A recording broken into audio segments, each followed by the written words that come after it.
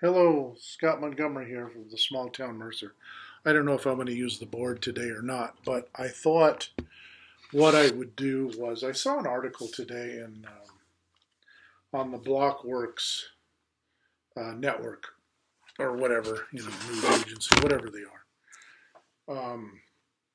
Anyway, they provide a lot of news to me as far as what's happening in the blockchain world. And so I thought I'd make a video and address this today because this is the perfect. Um, I always have a brain fart every time I'm trying to make a point. Um, but I thought this article was the perfect example of how I think things are changing and how people don't really realize how things are changing. And that's normal because a lot of people have busy lives. They don't have a chance to keep up with incremental things that are rapidly changing and going to change the landscape of how things are done in the future. So that's why I'm making these videos, so I can keep people abreast about what's happening. So anyway, I will continue on. So there's an article that talks about central banking, and I wrote down some quotes here, or I wrote down portions, not quotes, but portions of the article. So anyway, it starts out with central bankers around the world are coming to the conclusion that flattening the yield curve created massive bubbles and hollowed out the banking system. Why did it do so? In their attempt to keep pensions superficially funded with high-flying tech stocks, they neglected to fund lower growth, capital intensive infrastructure projects. And later in the article, it says the irony is that Bitcoin and digital assets are morphing into a bet against the global banking systems. So that was the conclusion of it. I didn't go through the entire article, but those are the things that I want to address today. Okay, so first of all, so let's start with the politician. Politician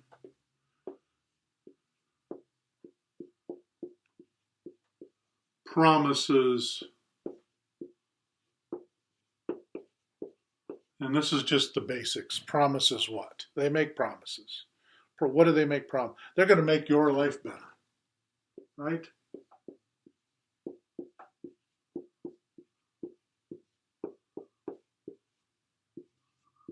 And they're going to make your life better because the majority of them are lawyers. So what do lawyers and business people understand? Those are generally who gets elected. What do they understand most? They understand money. They understand laws and how to redirect money, or they understand business techniques and how that makes money. So they're going to make your life better by you giving them money, and they're going to make you better off. They're going to what? They're going to take the money and give you goodies with their money. And one of those things that they like to promise is high wages. You're a worker. It's not fair that these entrepreneurs get money. That's not fair. It's fair that you should get the money. So we're going to make that happen.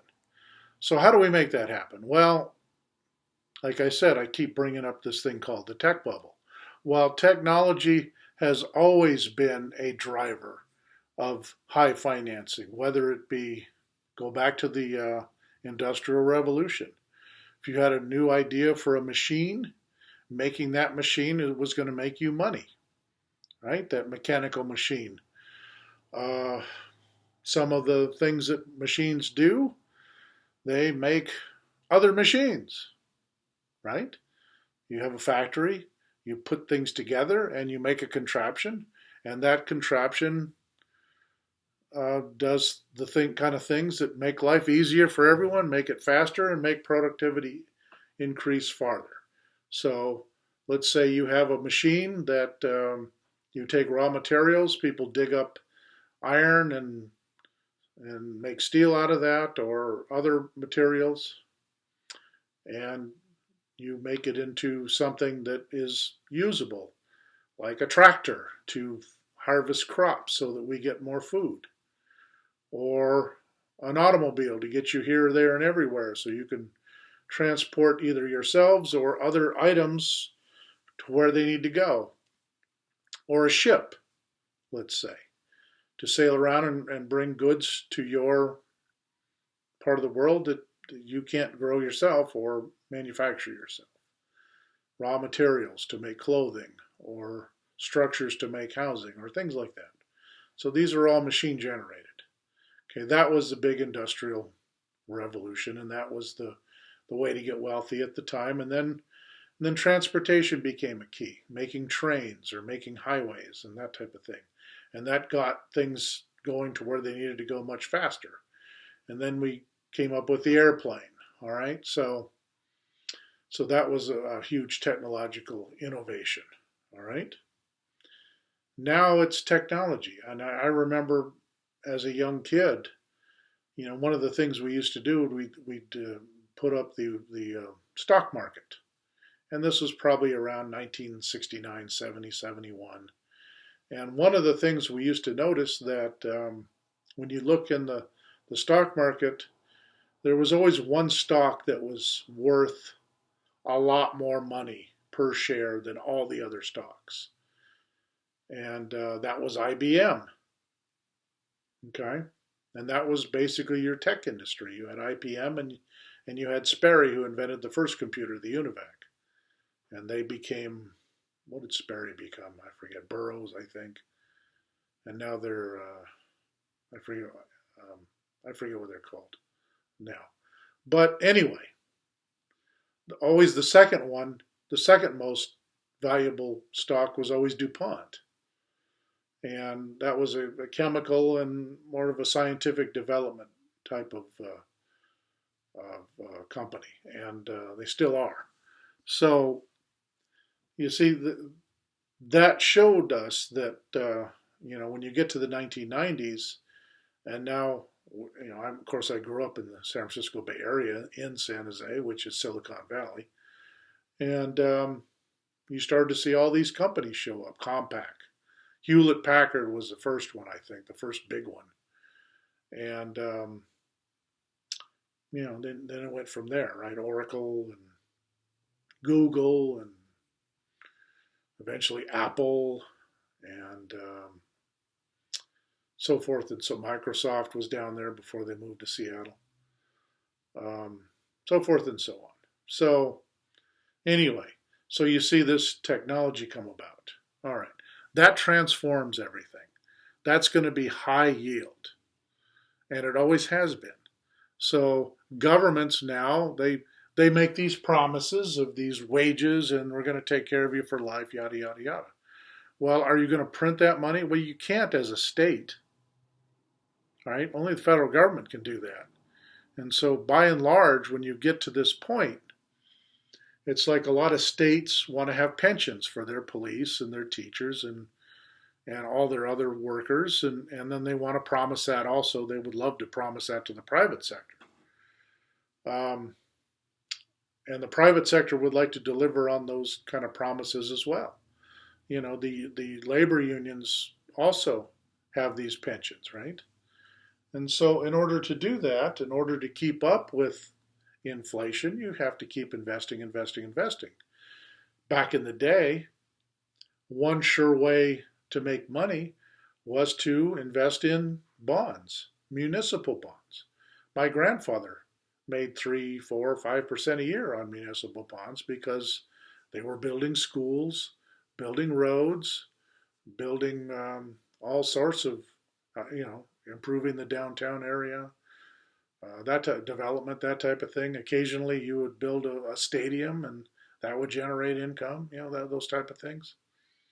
So that's what it does. Okay? So this is what they would promise. All right?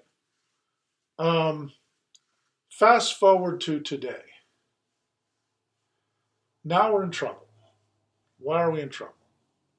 Well, because the tech industry's been around for a while and their stock is very expensive. And there's not a lot of ways to make money anymore, especially when you've overinflated and overprinted your money.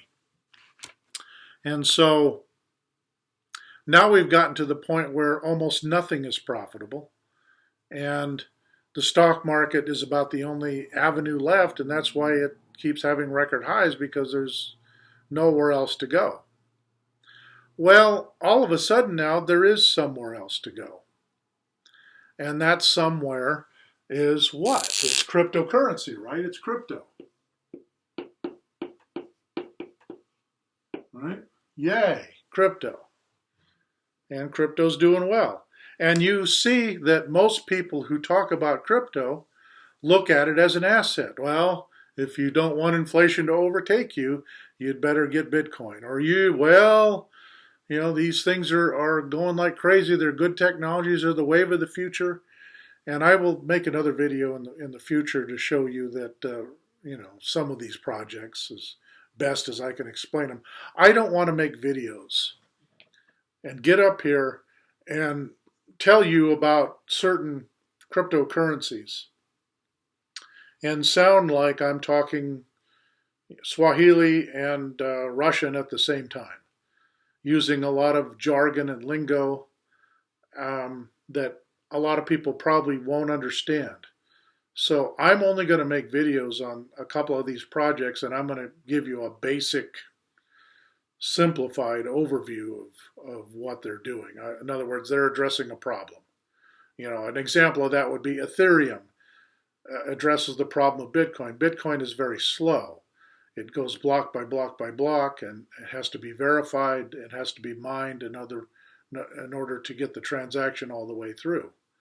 And there are problems with that. It takes time to verify that because that's how the technology works. It's, how would I say, it's more or less decentralized. So because it's not centralized, it's not an authority that is verifying this. It's a collection of people. It's almost like a confederation of people that all have to verify and have a say, and then it gets done. Now, it's not that slow, but it's slow, and then you have Ethereum, which is more randomized.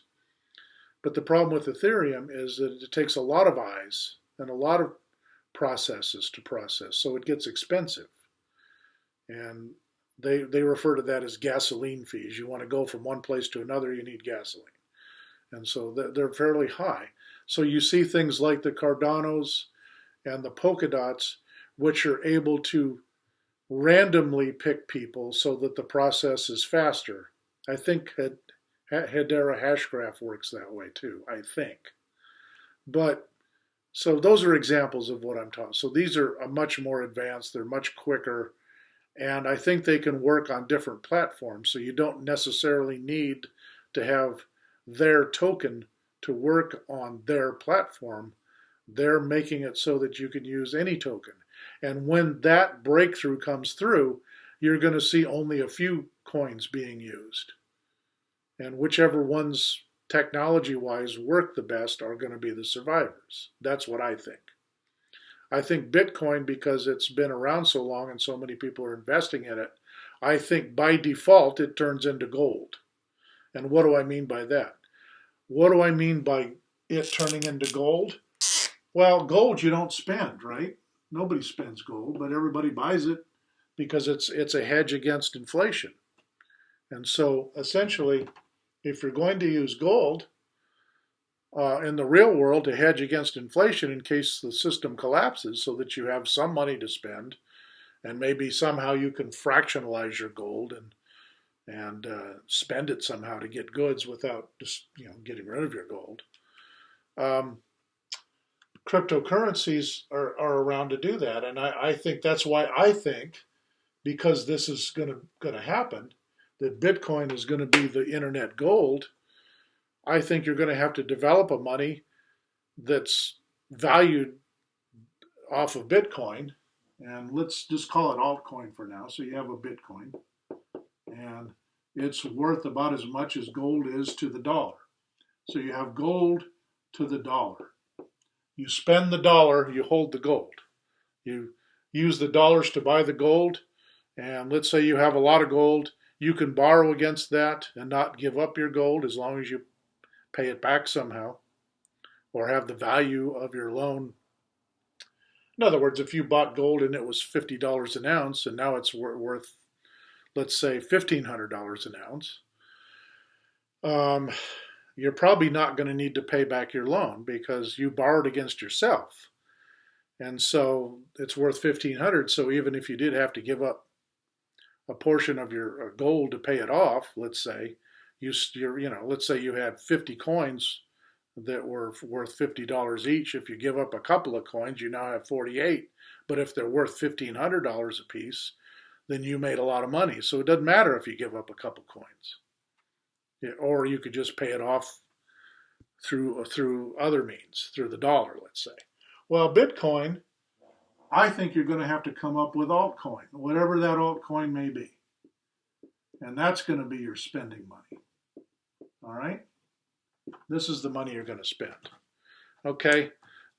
And so now, when you have solid money, let's say you have the Bitcoin. Let's say we no longer have the fiat system.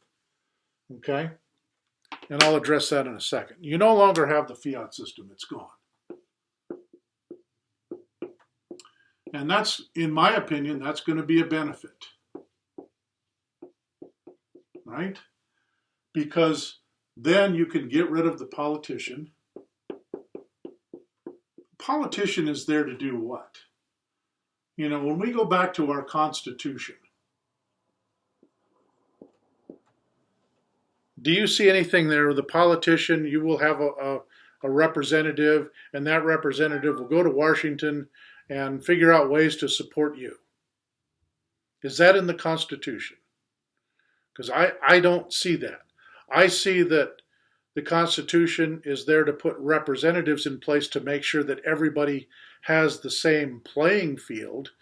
You know, in other words, it's like a football field.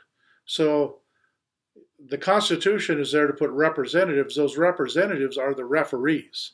The referees are there to make sure the rules are followed so that everyone can play by the same rules and succeed.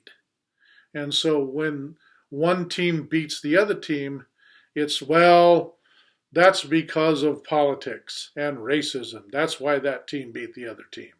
No, it's not. It's to make sure that all the rules are adhered to. And when everybody plays by the same rules and the rules are fair and the rules are in place and they work, and we know they work because when you watch a football game, generally both teams score. And sometimes it's very close, right? And it's only a matter of inches or seconds or one score, maybe a field goal or something that wins the game. All right? So that's how you know that the rules work and it's fair. And so far in the United States of America, we're almost 245 years, most people are not laying in the streets and starving to death like you see in a lot of failed countries. I don't drive around from city to city and see people scrounging around in the garbage for food, you know, thousands and thousands of them. You might see one or two, but that's the point. The point is that the majority of people are doing quite well. They have jobs. We have 156 million people working in this country, working at something. And so that's how you know it works. So the politician is there to be kind of a referee and to make sure that things are fair. If they can't determine that, that's when you have courts. Okay. Notice that courts don't... Oh, God. I forgot to turn this off. Let me turn this off. I'm sorry. All right. So politicians are there to make sure fair. If they can't determine that, if it's a more minor issue or something like that, or it's a gray area issue, then you have courts. Courts are not there to make laws, to tell everybody how to live. And then the politicians are over there telling you, well, we need to make laws to support you and make sure this is fair and that's fair according to our judgment and blah, blah, blah. So that would be like a referee saying, well, this other team has 35 points and you only have 3 points. So we're going to change the rules now so that they can come back and tie you. Who would want to watch that? That's not fair. That's fixed. You might as well go watch a wrestling. At least in wrestling, they make it look like it's fair. This is not even making it look like it's fair. So you're going to eliminate this nonsense, and that's what they don't like. Central banks are in place so that you keep spending money. That's what these people don't understand. That's why they make these promises they're going to pay for this, that, and the other thing with these big pensions and what have you, and then they can't live up to their promises because they inflate everything so that you can spend and you can live without having to have the full amount of what you own on collateral. They don't think that the individual should have to worry about expenses. You should have your guaranteed nice job, your guaranteed house, your guaranteed health care, your guaranteed whatever. And now when you have to pay for it, you can't because you've inflated the money so much that even pensions can't keep up with inflation now. And now what? What else is left? If the stock market isn't growing fast enough, you're going to lose out. So therefore, the politicians are now at that point where we got to do something. So they want to pass laws to prevent you from living your own life, living prosperously. So, well, that Bitcoin, it's fishy, and central banking, whoa, that's stable. So what was their, the irony is that Bitcoin and digital assets. Digital assets are not Bitcoin, or they're not cryptocurrencies. Morphing into a better, around the global banking system, and central bankers are trying to come up with ways to stop that. Let me give you an example of why that's not going to happen. Okay, and this is where I see things going. I watched a video the other day. There was a couple that were talking about how much it costs them to install these solar panels, and I think 32 solar panels, and it generates all the power in their house. Okay, and they're saying in 5 to 10 years it will have paid for itself because I won't have to pay energy bills. And then the government's telling you, well, the planet is going to burn up if you don't use solar panels and quit using fossil fuel and all that stuff, right? And I'm thinking to myself, if everybody used solar panels and they actually worked 100% of the time, now I'm sure for a lot of people it does, but for people like me or people around here it doesn't, because we don't have sunny shine all the time. And matter of fact, we don't have enough sunshine, I think, to make it go 24/7 without interruption. So, but let's assume we did. So let's assume 99% or 90% or 93% of all people, 85% of all people had solar and they didn't have an energy bill. Well, guess what? Does the federal government, do you think they're going to let you not pay something for those solar panels? Some kind of a tax? They do now because they're trying to promote it. But when everybody gets it, they're going to tax you. You're going to get energy taxes. How do I know that? Well, let me give an example of how I know that. Do you pay energy taxes now when you buy your heating fuel? or your power company, do they charge you a tax? They do, don't they? They charge a tax. And you're thinking, well, but oil is costs money, and the sun is free. Okay. Well, the ingredients you put forth on your property were not free. Those things that collect the sunlight and turn it into energy, those things were not free. And fuel is fuel, right? Right. And here's what I mean by that. So that solar panel is probably somewhere on your property, right? So therefore, does the government, the state or federal government, take your pick, the state government usually, do they not charge you property taxes? Do you not have to pay property taxes now that you own your, let's say you bought your property? Do you never have to pay property taxes again? I'll wait. Done waiting. Yes, you do. So if you have to pay property taxes again and everybody has solar panels, guess what? Everybody's going to pay a solar tax. That's coming. And that solar tax is going to, guess what? It's going to be probably the equivalent of an energy bill, right? Because I looked at my energy bill and I noticed that the actual fuel that they're selling me is pretty darn cheap, $32. But it's taxes and regulations and all the other nonsense. And I'm assuming that's necessary. Some of those regulations are necessary. But again, when you have solar panels and you have wires going to your house, you're going to have regulations involved in that too.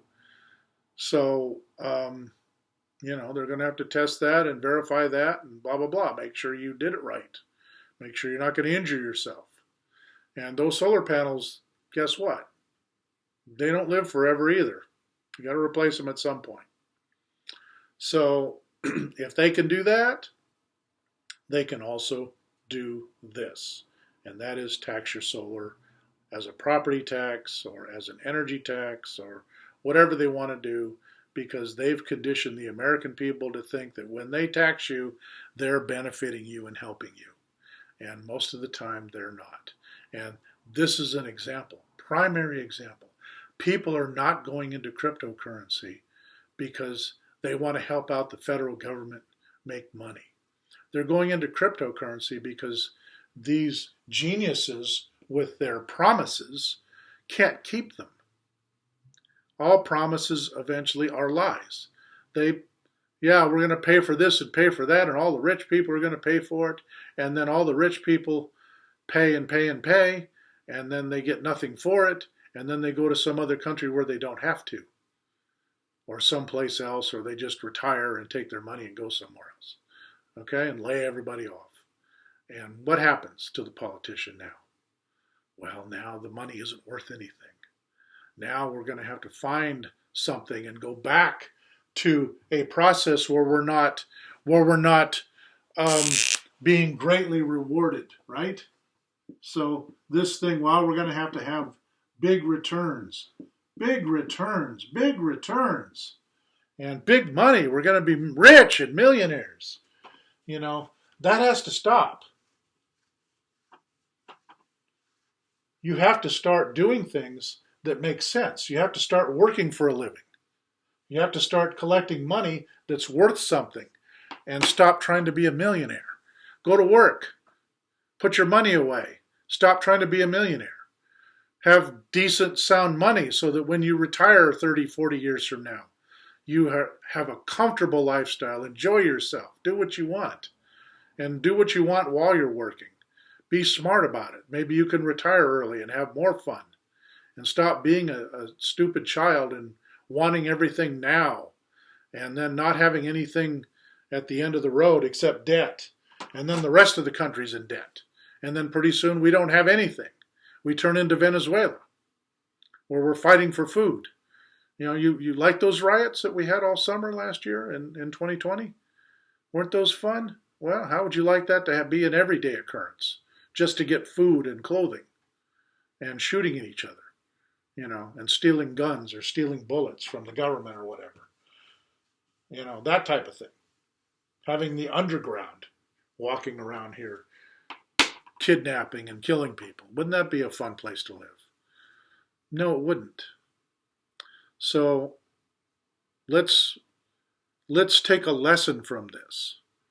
Let's say Bitcoin has a chance to get rid of the IRS, get rid of the government printing press, have the government get elected to make them referees again, where they judge what is fair for everyone, white, black, or in between, everyone, and not these giveaway programs.